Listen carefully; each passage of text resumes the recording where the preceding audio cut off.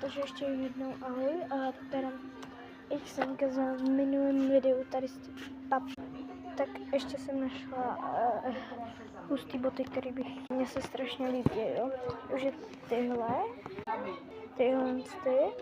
a oni jsou mi dost malý, takže já mám 35, to jsou 30 college, 34, takže malinký.